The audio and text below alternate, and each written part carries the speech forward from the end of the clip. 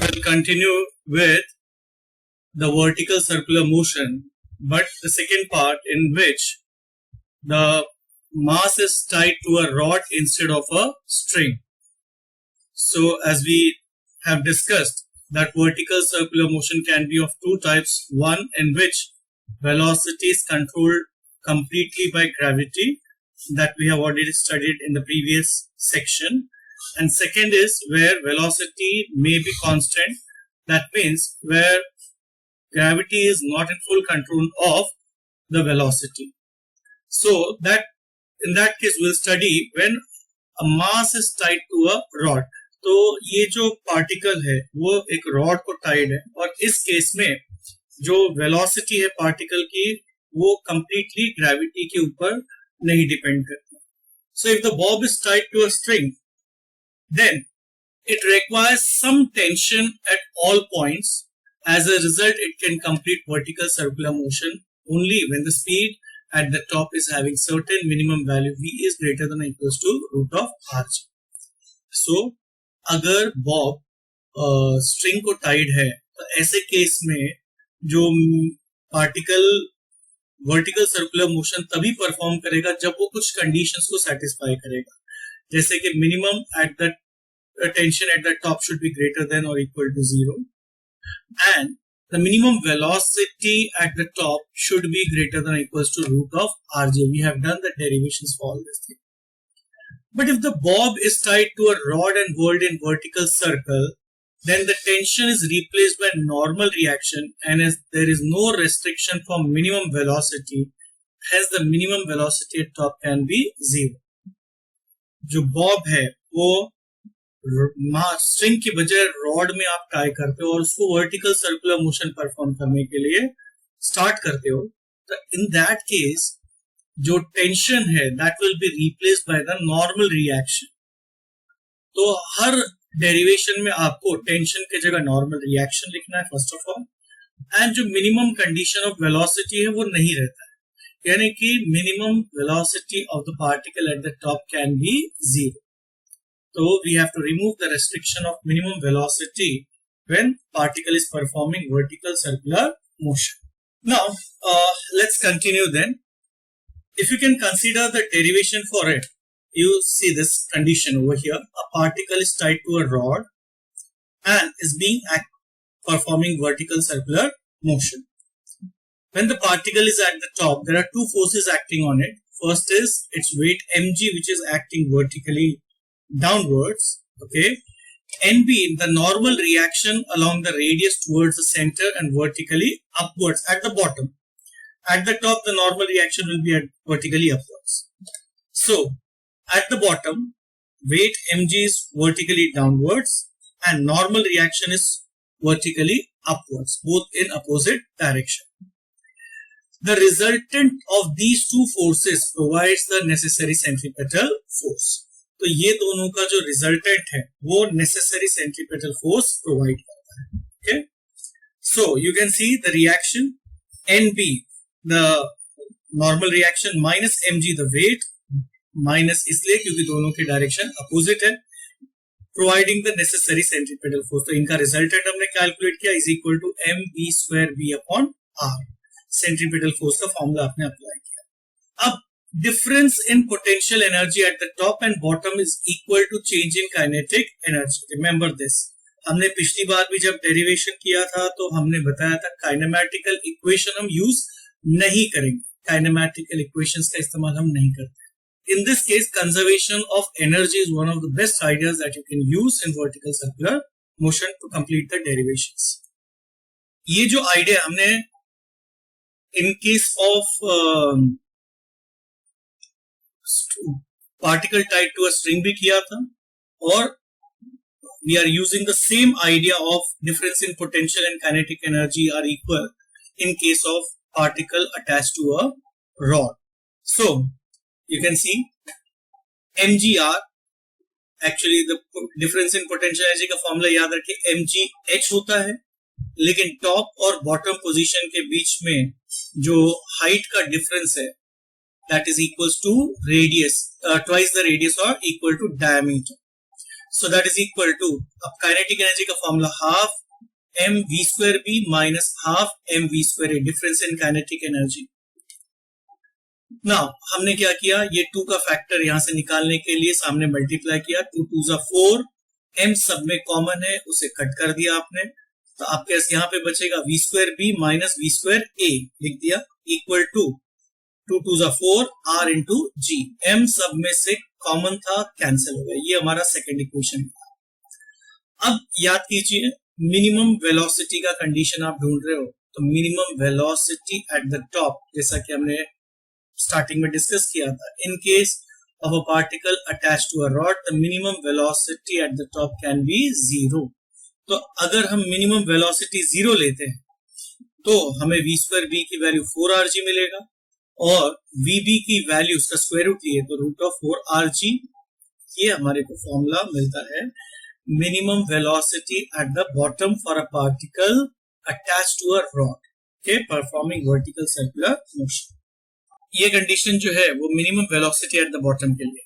तो अगर पार्टिकल की वेलोसिटी इससे ज्यादा है या इक्वल है और वो रॉड को अटैच्ड है एंड आप वर्टिकल सर्कुलर मोशन परफॉर्म करना चाहते हो तो पार्टिकल कंप्लीट कर सकता है, लेकिन अगर इससे कम होगा एट द बॉटम तो particle vertical circular motion perform नहीं कर सकता है। टेंशन जो एन था eight the top is directed vertically upward and is opposite to mg. तो at the top na minus mg की वैल्यू 0, हमने देखिए बताया था कि अगर particle attach to the rod है तो उसकी टेंशन की value at the top can be equal to 0, और क्योंकि दोनों के डायरेक्शन अपोजिट है तो na minus mg is equal to 0 मिलता है। Subtract equation 4 from 1, previous equation हमने 1 जो मिला था उसको इसमें से सब्सट्रैक्ट कर देते, तो NB minus NA, okay, NB minus NA minus 2mg equals to mv square b upon r, NB minus NA minus 2mg is equal to m upon r। अभी v स्क्वायर b की value आप यहाँ पे देख सकते हो, क्या मिला, 4rg, हमने यहाँ पे सब्स्टिट्यूट कर दिया, r और r कैंसिल हो गया, तो आपके पास बचा कितना, 4mg। अब ये 2mg को ट्रांसफर करोगे राइट साइड में तो आपको NB माइनस NA की वैल्यू क्या मिली, 6mg। आप याद करो difference in tension at top and bottom in case of a particle attached to a string and performing vertical circular motion, तो डिफरेंस इन टेंशन वहां पे भी 6mg था और यहां पर भी 6mg, and you can see the difference in tension और the normal reaction does not depend on the speed, does not depend on the radius, it only depends on mass of the particle, okay, remember this। अब horizontal position पे अगर हम बात करें C और D पे, तो जैसा हमने अभी प्रीवियस डेरिवेशन कंप्लीट किया उसी पैटर्न को फॉलो करते हुए ये डेरिवेशन भी हम कंप्लीट कर सकते हैं। Normal reaction NC is only directed force towards the center and hence provides the centripetal force। तो इस केस में एट द हॉरिजॉन्टल पोजीशन जो पार्टिकल है उसमें उसके ऊपर जो नॉर्मल रिएक्शन ऐड कर रहा है वही directed along the radius and towards the centre है, बाकी उसका वेट mg जो है वर्टिकली डाउनवर्ड से यानी perpendicular to the radius in this case, तो it will not provide the necessary centripetal force. तो पार्टिकल के ऊपर सिर्फ और सिर्फ एक ही फोर्स सेंट्रीपेटल प्रोवाइड कर रहा है और वो है उसका नॉर्मल रिएक्शन। तो इन दिस केस आप देख सकते हो NC is equal to ND is equal to mv square c upon r, mg perpendicular है, does not play any important role. Again याद कीजिए हर बार हम वेलोसिटी ढूंढने के लिए काइनेमैटिकल इक्वेशन यूज नहीं करके कंजर्वेशन ऑफ एनर्जी का फॉर्मूला यूज करते हैं। अब as per rule difference in potential energy at top and horizontal is same as change in kinetic energy at top and horizontal. तो mgh difference in potential energy का formula है, h की value r, top और horizontal level पे the height is equal to the radius half mvc square kinetic energy at horizontal position minus half mv square a kinetic energy eight the top, दोनों का difference निकाला हमने। Again the same principle, 2 से multiply कीजिए, m सब में common है इसे कैंसिल कीजिए, आपको v square c minus v square a की वैल्यू मिलेगी 2rg. Again minimum velocity at the top is 0, therefore v square c is equal to 2rg and vc is equal to root of 2rg. So in this case the minimum velocity at the horizontal position is 2rg, root 2rg. तो ये minimum velocity at the horizontal position है, यानी कि particle vertical circular motion perform करते समय at the horizontal position इसकी velocity हमेशा इस वैल्यू से ग्रेटर या इक्वल होनी चाहिए, कम नहीं होनी चाहिए. कम हुआ तो वो वर्टिकल सर्कुलर मोशन पूरा नहीं होगा, ज्यादा है या इक्वल है तो ही पार्टिकल अपना वर्टिकल सर्कुलर मोशन पूरा कर पाएगा. So remember, this is the minimum velocity of the particle at horizontal position which is required to complete the vertical circular motion. Then case 3, ये अब थर्ड टाइप हम पढ़ रहे वर्टिकल में, स्फीयर ऑफ डेथ का. न्यूमेरिकल में आपको इसके ऊपर आएंगे एग्जांपल, तो जस्ट रिमेंबर दिस. जो भी प्रिंसिपल हम यहाँ फॉलो कर रहे हैं वो आपको वहां पे याद है. अभी स्फीयर ऑफ डेथ क्या है? यूजुअली आपने देखा होगा कि सर्कसेस में बाइक लेकर एक स्फीयर के अंदर जो स्टंट मैन होता है वो वर्टिकल सर्कुलर मोशन परफॉर्म करता है. अब ये हॉलो स्फीयर के अंदर जो वर्टिकल सर्कुलर मोशन परफॉर्म कर रहा है काफी रिस्की है, डेंजरस है. अगर बाय चांस कंडीशन सेटिस्फाइड नहीं हुए तो जो पर्सन है टॉप पे से, सीलिंग पे से, when he is at the top, अगर कंडीशन बैलेंस नहीं हो तो वो नीचे आ सकता है, and it which might be fatal also.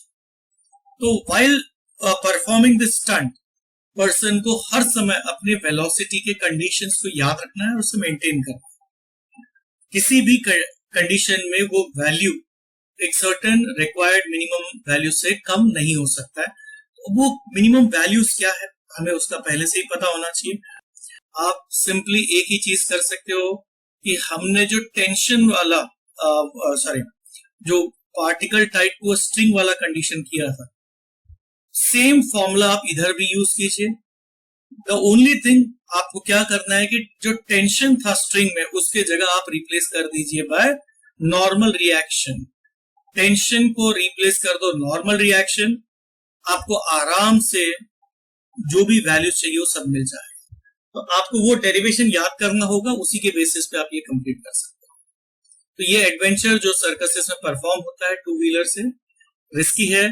आपको वेलोसिटी की कंडीशन पता होना चाहिए when you are performing the vertical circular motion. Velocity पता करने के लिए आप सेम डायनामिक्स फॉलो करोगे जो आपने particle tied to a string के लिए परफॉर्म किया था, कि particle at the top can not come down. तो अगर पार्टिकल नीचे नहीं आ रहा है क्योंकि वो धागे से बंधा हुआ है, तो वो धागा स्लैक नहीं होना चाहिए, टेंशन जीरो नहीं होनी चाहिए.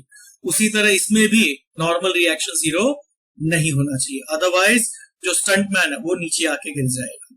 ये डेरिवेशन को पूरा करने के लिए ध्यान रखना, आप tension of a particle performing vertical circular motion या velocity of a particle performing vertical circular motion के डेरिवेशंस को स्टडी कीजिए.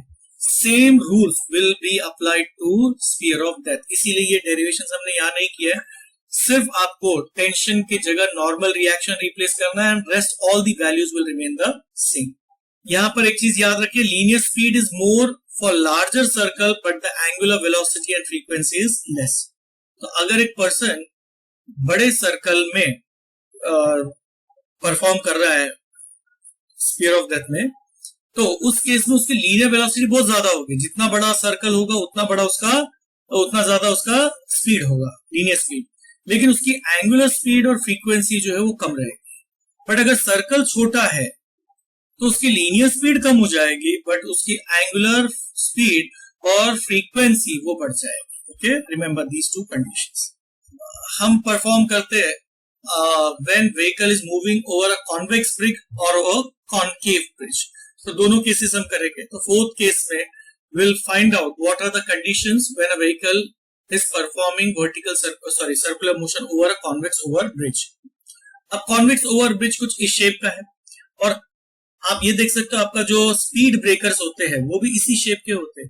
तो स्पीड ब्रेकर के ऊपर या ब्रिजेस के ऊपर, इस शेप के ब्रिजेस के ऊपर आप जब व्हीकल का मोशन परफॉर्म करोगे, मतलब सर्कुलर मोशन परफॉर्म करोगे, तो आपको ये कंडीशंस याद रखनी चाहिए. इफ यू कंसीडर कि जब व्हीकल इस कॉन्वेक्स ब्रिज के ऊपर सर्कुलर मोशन परफॉर्म कर रहा है and when the vehicle reaches the top which are the forces which are acting on it. तो देयर आर टू फोर्सेस. सबसे पहले mg उसका वेट जो कि वर्टिकली डाउनवर्ड्स होगा और normal reaction of the vehicle which will be acting vertically upwards. ये दो फोर्सेस इस व्हीकल के ऊपर एक्ट कर रहे हैं.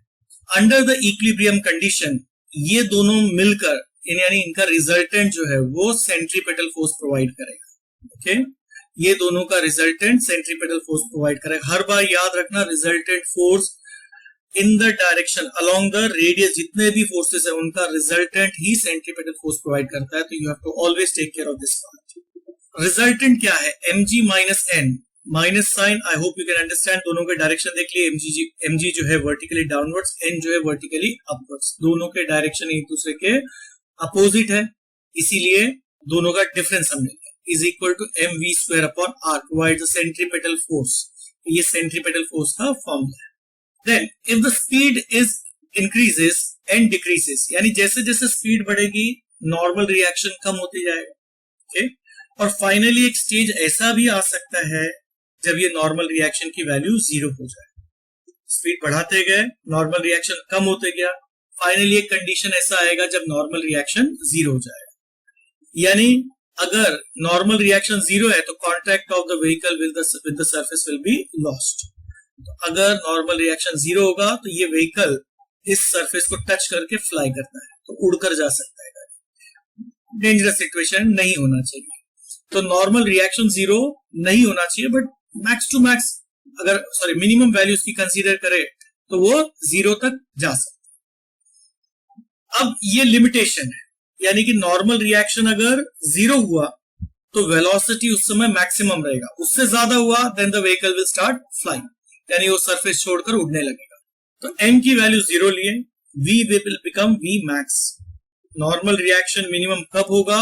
when the velocity is maximum. Remember, velocity increases, normal reaction decreases. तो normal reaction जब minimum होगा, velocity will become maximum. Putting this value, mg is equal to mv square max upon r. m और m आपस में cancel. इस formula में हमने value substitute किया. m और m cancel होगा, बचेगा v square max is equal to rg. r transfer कर दिया आपने. And therefore v की वैल्यू इसका स्क्वायर रूट लोगे तो रूट ऑफ rg मिलेगा. यानी the maximum velocity with which a person should move over a convex over bridge is root of rg. अगर इस स्पीड से ज्यादा होगी then the vehicle may lose contact with the surface. So what is expected to happen if one travels fast over a speed breaker? Why? अभी आपने देखा speed breaker का shape आपके कॉन्वेक्स ओवर ब्रिज की तरफ होता है और उसके लिए आपने अभी मैक्सिमम कंडीशन इंपोज किया. So speed breaker is of the shape of convex over bridge. So a vehicle can travel over the top of it with a maximum speed limit of v max is equal to root of rg. Derivation हमने just अभी complete किया. तो maximum speed limit क्या होनी चाहिए? Root of rg. इससे ज्यादा speed में नहीं ड्राइव कर सकते, इससे कम स्पीड में ड्राइव करनी चाहिए. अगर व्हीकल इस स्पीड से ज्यादा हो जाता है, v max से ग्रेटर हो जाए, what will happen? Normal reaction will become 0 और normal reaction 0 हो जाएगा then the vehicle will lose contact with the surface. That means it will fly over the speed breaker. तो normally आप देखते हो कि अगर speed breaker पे कोई बाइक बहुत फास्ट गुजरती है तो वो फ्लाई हो जाती है, थोड़ा सा जंप करती है और फिर नीचे आती है. ऐसे टाइम में पर्सन अगर बैलेंस ना कर पाए तो बाइक के गिरने के चांसेस बहुत ज्यादा रहते हैं.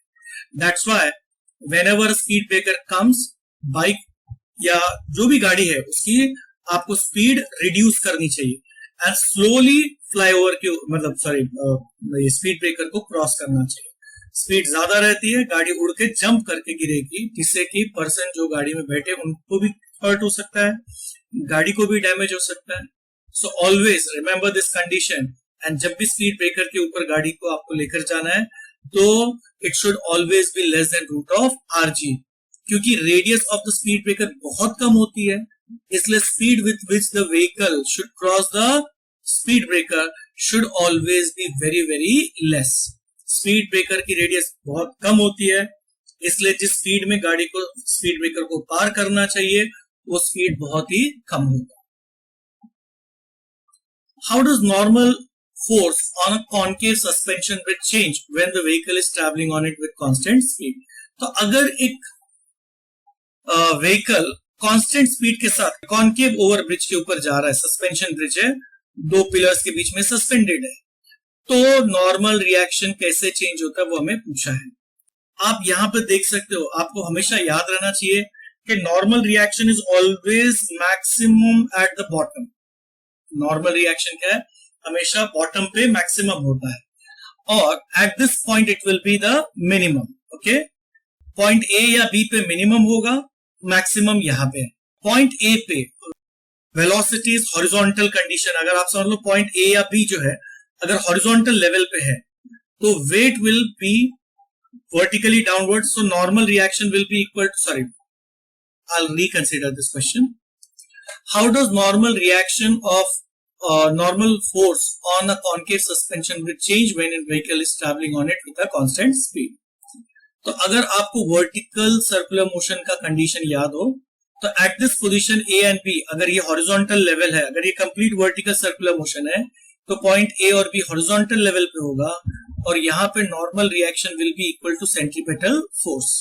ओके, लेकिन at the bottom normal reaction या टेंशन हमेशा मैक्सिमम होता है. वेलोसिटी जो है यहाँ पे कांस्टेंट है, तो जो नॉर्मल रिएक्शन है वो बढ़ते जाएगा. यहाँ पे सबसे मिनिमम नॉर्मल रिएक्शन, यहाँ पे मैक्सिमम. अब ये मैक्सिमम क्या है वो हम डिराइव कर सकते हैं. एट द बॉटम आप देख लीजिए कि इसके ऊपर कौन कौन से फोर्सेस काम कर रहे हैं. सबसे पहला आर, इसका नॉर्मल रिएक्शन जो कि वर्टिकली अपवर्ड्स है, इसकी weight mg which is vertically downwards. इस पॉइंट पे अब जो दोनों का रिजल्टेंट है वो सेंट्रीपेटल फोर्स प्रोवाइड करेगा. तो r minus M G is equal to M V square upon R. यहाँ पे याद रखिए गिवन कंडीशन है v is constant, so r is equal to M G plus M V square upon R. ये maximum velocity है, maximum normal reaction at the bottom. और point A या B अगर हॉरिजॉन्टल लेवल पे है, अगर ये कंप्लीट सर्कल कंसीडर कर तो ए और बी हॉरिजॉन्टल लेवल पे है, तो यहाँ पे नॉर्मल रिएक्शन क्या होगा, सिर्फ सेंट्रीपेटल फोर्स यानी M V square upon R. तो what I can say that when a vehicle starts its motion over a concave over bridge with a constant speed, velocity normal reaction at point A will be minimum. That will be mv square upon r. It will go on increasing, will become maximum at the bottom, and again it starts decreasing, and when it reaches the top at this point B, it becomes minimum. तो एक convex over bridge पे पहले normal reaction increase होगा, maximum पे bottom पे maximum होगा, at the bottom it will become maximum, again it decreases and becomes minimum at the top.